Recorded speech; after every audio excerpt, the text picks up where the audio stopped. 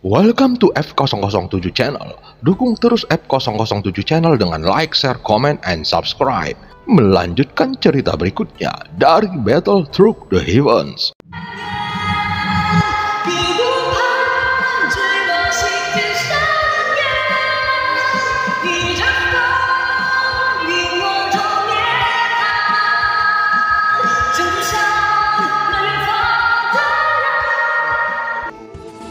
Selamat beraktivitas dan terima kasih atas dukungannya selama ini.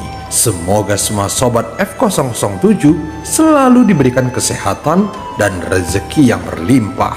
Amin ya robbal alamin. Pada part sebelumnya, Xiaoyan akhirnya berhasil membuat avatar master jahat jangkrik emas setinggi 6 kaki menjadi avatarnya. Walaupun mereka menyepakati kerjasama ini selama 10.000 tahun, namun hal ini sudah dianggap cukup bagi Xiaoyan.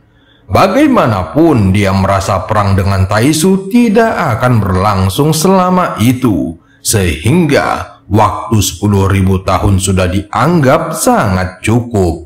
Setelah kesadaran Xiaoyan keluar dari dalam pagoda emas, dia melihat situasi di dalam lubang cacing masih kondusif. Setelah berpikir beberapa saat, dia memutuskan untuk kembali memasuki pagoda emas dan berniat menaklukkan roh pedang Dinmo.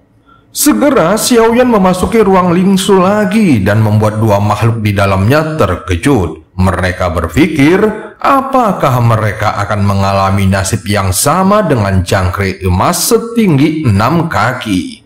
Namun Xiaoyan langsung mengeluarkan kembali Dinmo dari bendera penekan jiwa. Kemudian dia juga mengeluarkan pedang Dongji. Itu sama sekali bukan roh pedang. Setelah sosoknya muncul, terdengar suara goyang dari balik jubah lengan bajunya. Saat melihat Xiaoyan lagi, rambut panjang Dinmo langsung berkibar. Kemudian dia mengangkat kedua jarinya ke atas yang menyebabkan energi pedang ganas menyapu ke arah Xiaoyan. Xiaoyan langsung bereaksi dengan cepat. Seketika penguasa berat Suan muncul di telapak tangannya dan api yang dahsyat mengalir dari dalam tubuhnya. Meskipun kecepatannya jauh lebih lambat, namun dia masih meraung sebelum energi pedang datang. Terlihat api yang membumbung ke langit dan bentrok dengan energi pedang. Saat berikutnya, terdengar suara teredam dari dua benturan kekuatan itu. Namun, ledakan ini tidak membuat kerusakan apapun pada ruang Lingsu. Segera, energi pedang lainnya meraung ke arah Xiaoyan, yang membuat Xiaoyan mengerutkan kening melihat kekuatan luar biasa itu. Xiaoyan sekali lagi melambaikan tangannya untuk melawan, tetapi pada saat yang sama, dia juga mengeluarkan bendera jiwa. Kekuatan hisap yang kuat tiba-tiba menyelimuti sosok di kejauhan. Terlihat sosoknya gemetar seperti jiwa yang tersedot ke dalam bendera penekan jiwa dan hanya pedang Dongji yang tersisa. Saat berikutnya, Xiaoyan mengangkat jarinya dengan lembut sehingga pedang Dongji berubah menjadi seberkas cahaya dan melesat ke arahnya.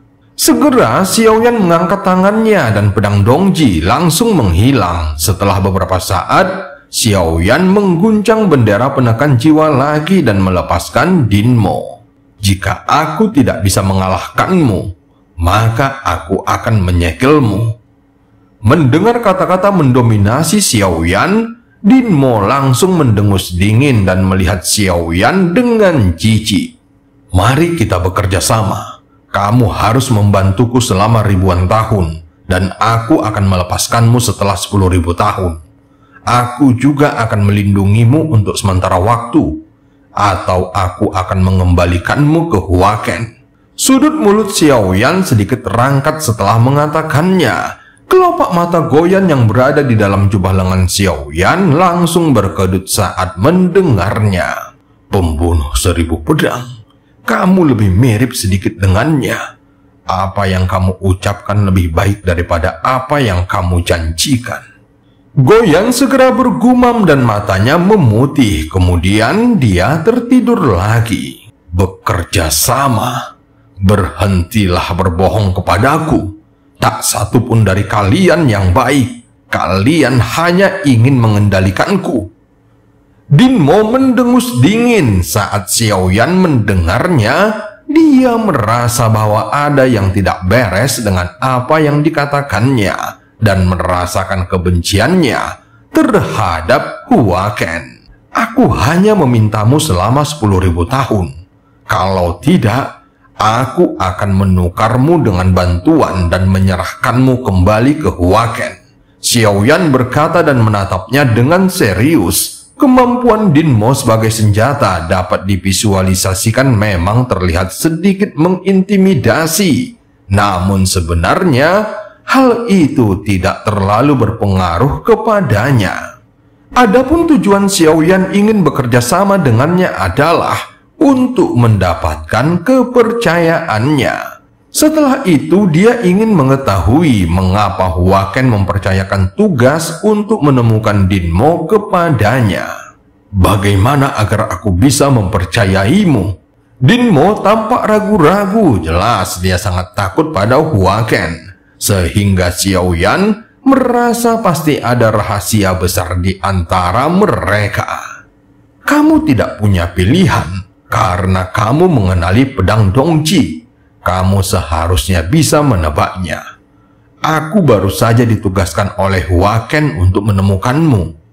Jika sekarang kamu mau bekerja sama denganku, maka aku tidak akan menyerahkanmu kepadanya. Hanya itu yang bisa kujanjikan kepadamu." Mendengar kata-kata Xiao Yan, mata Din Mo terlihat rumit. Tentu saja hal ini memang bisa membuktikan kalau Xiao Yan dan Hua Ken saling mengenal. 10.000 tahun. Baiklah, hanya 10.000 tahun. Xiao Yan langsung tersenyum mendengarnya. Dia memang tidak berbohong tentang hal ini. Bagaimanapun, 10.000 tahun adalah waktu yang cukup baginya. Jika pada saat itu tiba, apakah jangkrik emas setinggi 6 kaki atau Din Mo, Xiao Yan tidak akan menghentikan mereka untuk pergi. Namun metode ini memungkinkan Xiao Yan untuk menghindari banyak masalah di masa depan, sehingga dia dapat mengendalikan keberadaan mereka dalam beberapa waktu. "Bolehkah aku bertanya sesuatu? Jika kamu bukan roh pedang Hua Ken, lalu kenapa dia mencarimu?" Ini adalah pertanyaan terbesar yang terpendam di dalam hati Xiao Yan. Setelah dia bersedia bekerja sama, Xiao Yan tidak ragu untuk bertanya. "Dia memang dewa tertinggi, tetapi aku tidak melihat ada keadilan darinya.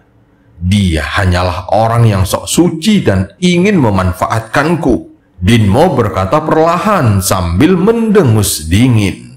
Terlihat mata Xiao Yan menyipit saat mendengar ini. "Sepertinya aku bisa mendapatkan banyak informasi tentang Hua Ken dari Din Mo. Aku harus memanfaatkan situasi ini."